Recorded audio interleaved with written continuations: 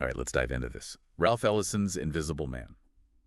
You know, it's wild how a book written back in 52 can still feel like so relevant today. Oh, absolutely. It really And is. we're going to be, exploring some pretty big themes here. Yeah. Identity, race, and how society really shapes how we see ourselves and how we see each other. Yeah. And you picked the perfect book for all that. Like, Ellison uses this whole idea of invisibility to, like, really get at the heart of the Black experience in America.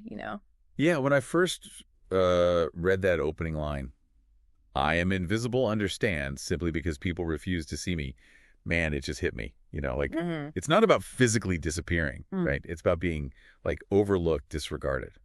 Have you ever felt that way? Like your true self wasn't being seen. Absolutely. I mean, I think, that's what makes this novel so powerful. It's like the narrator's invisibility becomes a metaphor for how whole groups of people can be marginalized and silenced. Like, Ellison's holding up a mirror to society, Yeah. right? And he's making us confront these uncomfortable truths. And the way he uses, like, imagery to kind of get that across it's just brilliant. Remember that line about being surrounded by mirrors of hard, distorting glass? Oh, yeah. It's like the world is reflecting back its own, like, prejudices, preventing people from seeing the narrator for who he truly is. Exactly. And that kind of leads us to one of the, I think, most intriguing parts of this whole story. It's like the narrator's decision to live underground Oh, yeah, in this hole in the basement of this whites-only building. this whole idea really surprised me, I got to say.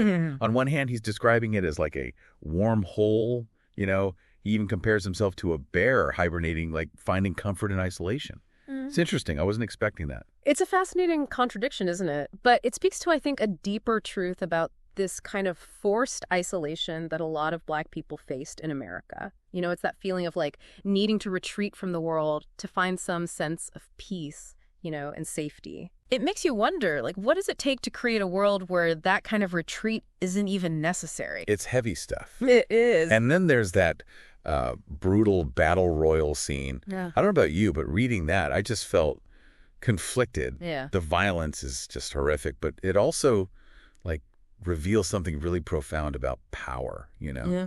What struck you the most about that scene? I think it's such a pivotal scene because it just throws the narrator's invisibility and the violence that comes with it into such sharp relief. Yeah.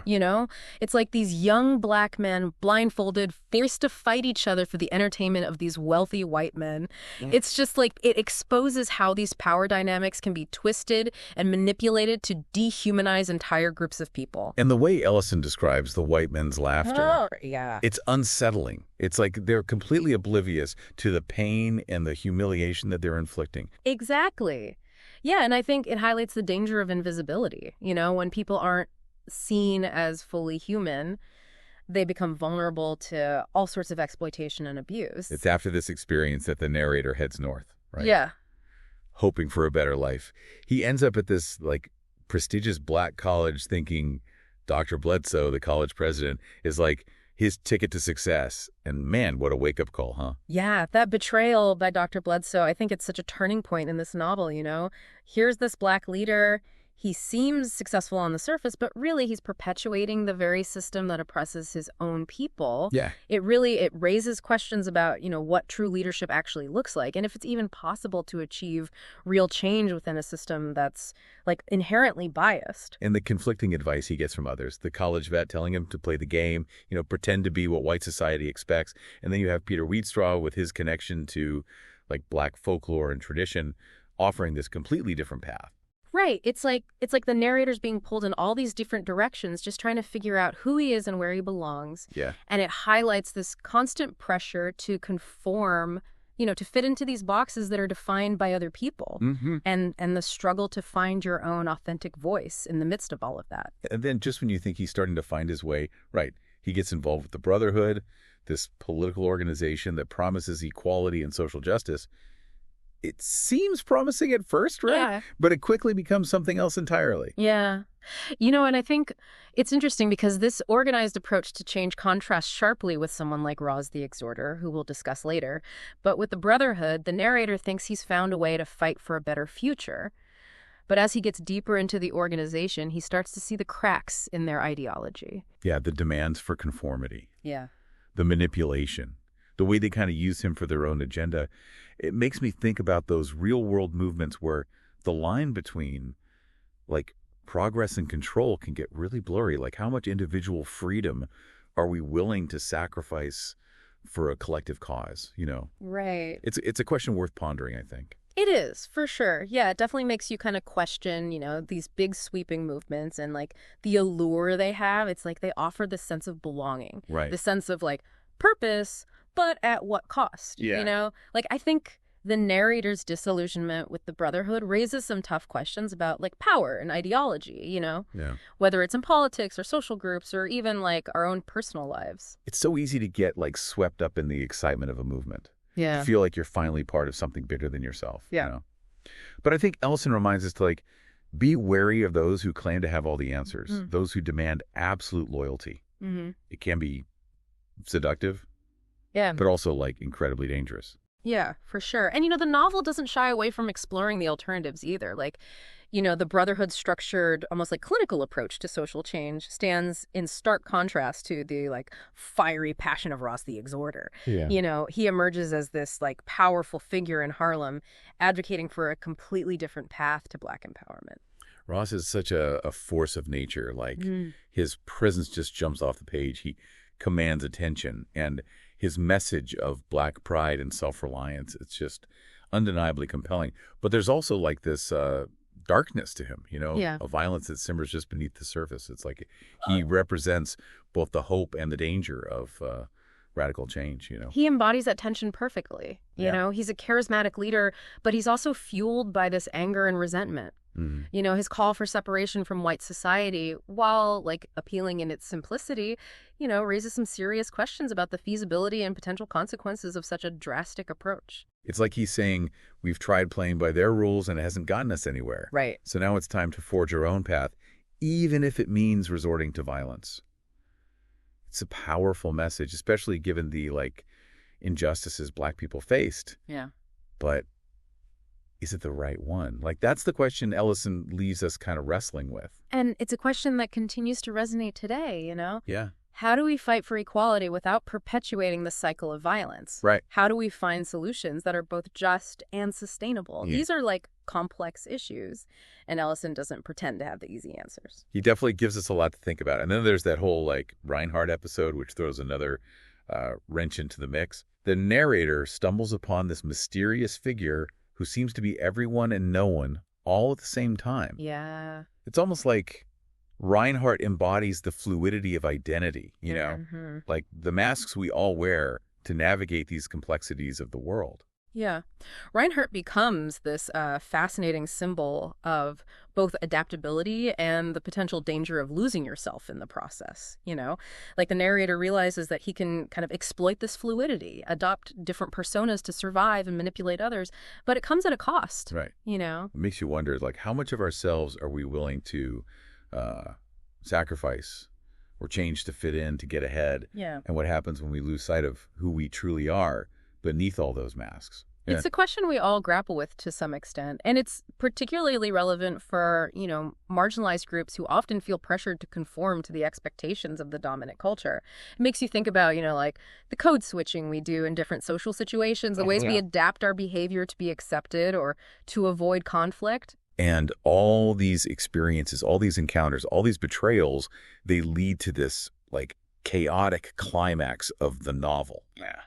The riot in Harlem. I remember reading that scene and just feeling like I was right there in the middle of it, The tension, the violence, that sense of everything spiraling out of control. It's intense. It's a breaking point, Yeah. both for the narrator and for like the community as a whole. It's a culmination of all that anger, frustration, and disillusionment that's been building throughout the story.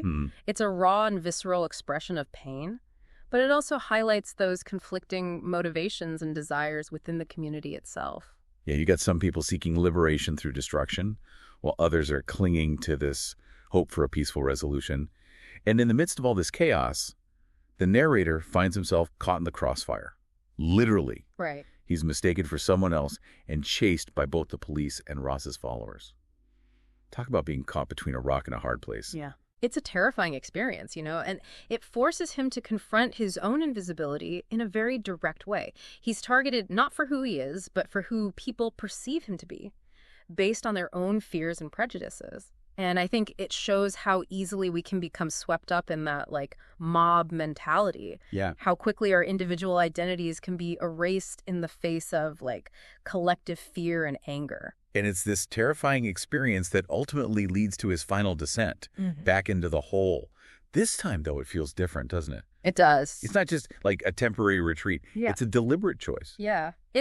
His return to the underground represents this, like, withdrawal from the world, Yeah. a rejection of all those ideologies and expectations that have been imposed upon him. Right. It's a space where he can finally confront the question of his own identity, like, free from those external pressures. It makes you wonder, is this defeat or is it a form of liberation? Is he giving up or is he finally claiming his own agency? What do you think? I think it's both, right? Like, it's a powerful ending and definitely not a tidy one. It leaves you with so many questions. Yeah. Like, what does it mean to embrace invisibility? Is it a form of surrender or like a way to reclaim your power? That's the brilliance of Ellison's ending, It doesn't give us easy answers. It challenges us to, like, think for ourselves. The narrator's decision to stay in the hole, it's a rejection of the world as it is. It's a refusal to play by those rules that have been imposed on him. It's a radical act of self-preservation and maybe even a form of protest, It makes me think about how we define progress. Is it about like assimilation, about like fitting into these existing power structures, or is it about like creating something entirely new, even if it means operating like outside the mainstream? Right. That's a question I think we all have to grapple with, especially when we're talking about, fighting for social justice. Do we work within the system to change it from the inside? Or do we create alternative systems altogether? Like, there's no easy answer. And I think Ellison's novel really forces us to confront those complexities. So we've covered a lot of ground. Invisibility, identity, the allure and the danger of ideology, the struggle for social change. What's the one thing you hope listeners will take away from Invisible Man? I think the most important takeaway is the power of individual voice and perspective. The narrator's journey, it's a reminder that we all have a story to tell, a unique perspective to offer the world. And even when we feel invisible, even when our voices are silenced, we have the power to reclaim our narratives and define ourselves on our own terms. It's a powerful message.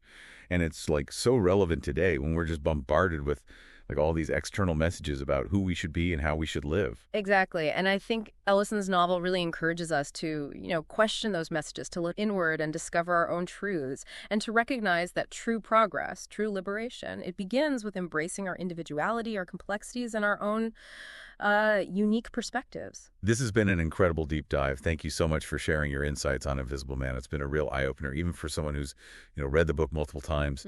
It's been my pleasure. Always a joy to kind of revisit Ellison's work and explore its, enduring relevance. And for those of you listening, we hope this deep dive has kind of sparked your own curiosity about Invisible Man. It's a book that really, stays with you long after you finish reading it. It does. And it's a book that has something to offer everyone, regardless of your background or, your familiarity with American literature. So if you haven't read it yet, we encourage you to, pick up a copy, dive in. Yeah. And if you have read it, maybe it's time for a reread.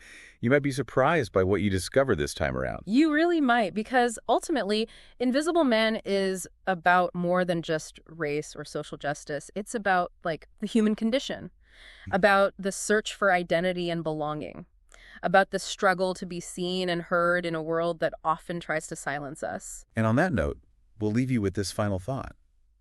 As you kind of move through the world, keep your eyes and your ears open. Look for the stories that are being hidden. Listen to the voices that are being silenced. Because everyone deserves to be seen and heard. And it's up to all of us to create a world where that's possible. Until next time, keep exploring, keep questioning, and keep the conversation going.